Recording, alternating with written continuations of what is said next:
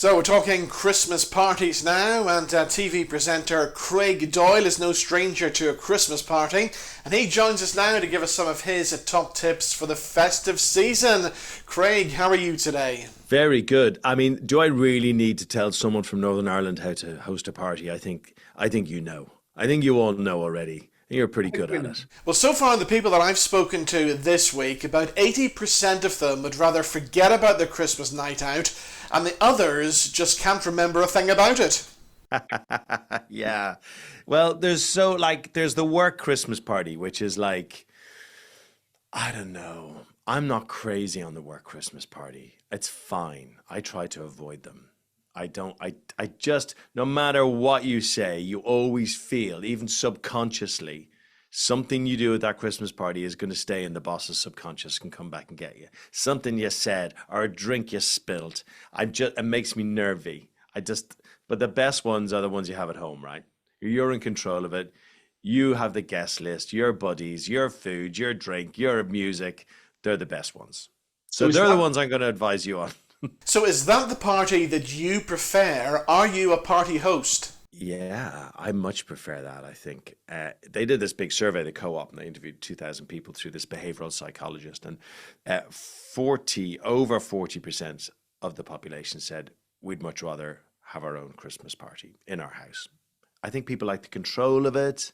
I like it because you're not going to have any potholes in there. You're going to like everyone at the party, okay? It's going to be a safe space, and it's going to be the food you like. I mean, it's kind of selfish, I guess, but it's my favorite. Yeah. No, not for you. No, I prefer being in control of things like the food and the guests, and actually, I tend to avoid Christmas parties. Over the last number of years, I've had the pleasure of DJing at a number of big Christmas party nights out, and I see the carnage that happens when you get people together who are only kind of allowed out about once a year.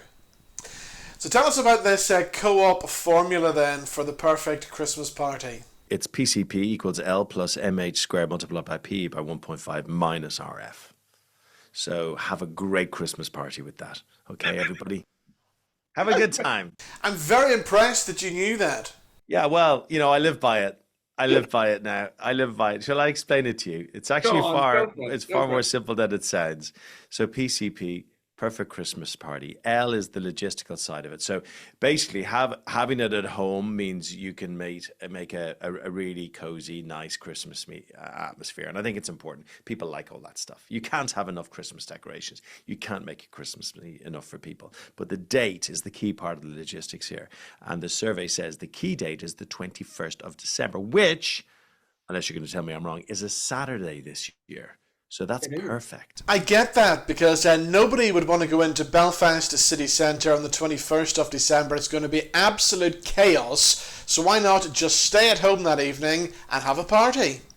Correct. You've Yes. got it there, right? That's it. So what you're trying to do is avoid all the stuff that annoys you. People bumping into you and not being able to get a drink. And when they do get a drink, it's like £8 for a pint of Guinness. It's this stuff, right? Yeah. You want to just take a bit of control back. So we have the logistics side, right? Then inside the bracket, we have the MH, right? The must-haves. Best friends, right? Good friends. Friends with each other, right? It's not okay just going, I really like that group and I love this group as well. This is my group from the golf club. This is my group from pottery.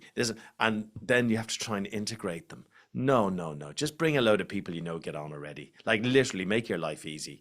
You have a load of buddies, bring them along in one room. You don't want like a kind of warring party by the fridge against a warring party by the cooker who don't talk to each other anymore. You just don't want any of that hassle. So good, easy friends. Now here's the key bit, canopies, right? Yeah. Everyone likes a buffet. Okay, that's the way to go. The majority of people say a buffet is the easiest way to have a party rather than serving up stuff. So you lay everything out, but how much do you lay out? 4 canapes per person. On average, that's what people would consume, plus 2 mince pies. Yeah. 4 per person, 2 mince pies. But there's always that person, isn't there? He's like, do you have anything else? Do you have anything else around the house? Do a cheese board. Do a massive cheese board, right? And my top tip on this is get about 5 baguettes and chop them up and have loads of bread. Loads of bread, and in the middle of it, a big bowl of olive oil with a bit of balsamic and salt and pepper in, And that those hungry people, well, they'll just dip away and they'll be full and they'll be happy. Okay. Now, drinks.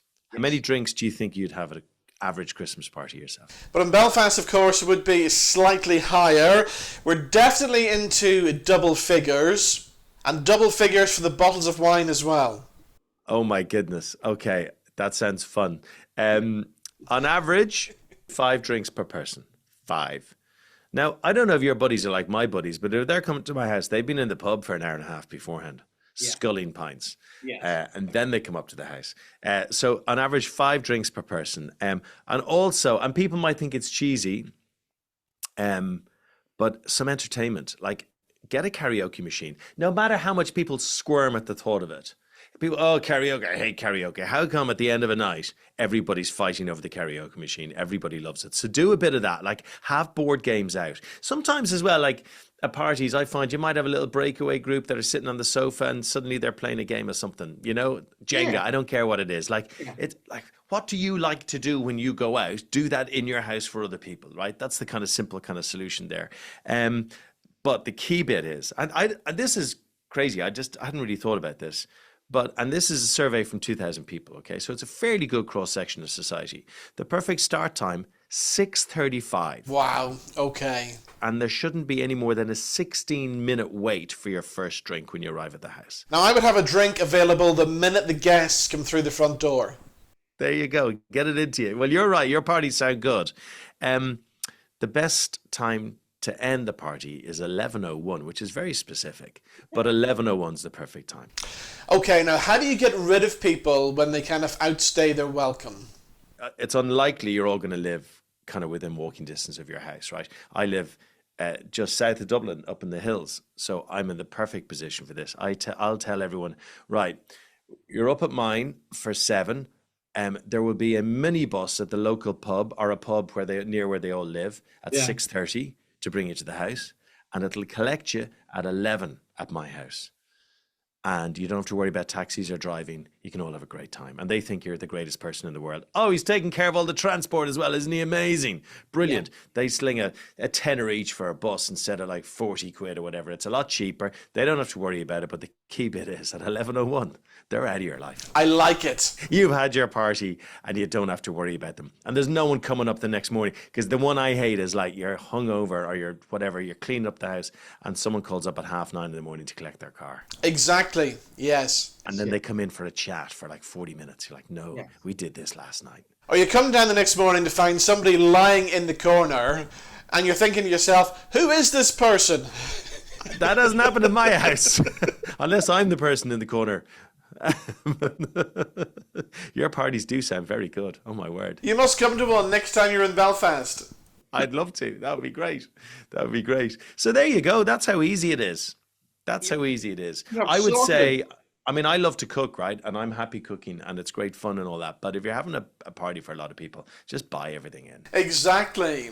Like making fiddly canapes. Like, why would you do that at home? Just go buy it all in, you know? It's easy. So that's Christmas parties sorted out for everybody. So thank you for that. And what's your plans for Christmas Day then? Christmas Day, thankfully I'm going to my sister Suzanne's house in Shankill in Dublin, and my brother will be over from London, and my mum be up, and everyone will be there. I'll have all my kids, she'll have all the cousins all get on. There'll be about 17 of us. I'll do the ham. Right, okay. And I might do the Brussels sprouts because I just don't like anyone else's. No? I have the most brilliant Brussels sprout recipe for people who don't like Brussels sprouts. Tell me, yeah. I did this on, actually, it's a MasterChef recipe. John Gerard had never seen it before, and he loved it. I get my Brussels sprouts and I shred them, and I show them boiling water. I just like a minute of steam in them. Okay. And then I get a very thin, non-fatty bacon I put in the oven. Okay, so it's kind of crispy but not burnt. And then what I do is I break the bacon into it's like a crumb, like a bacon crumb.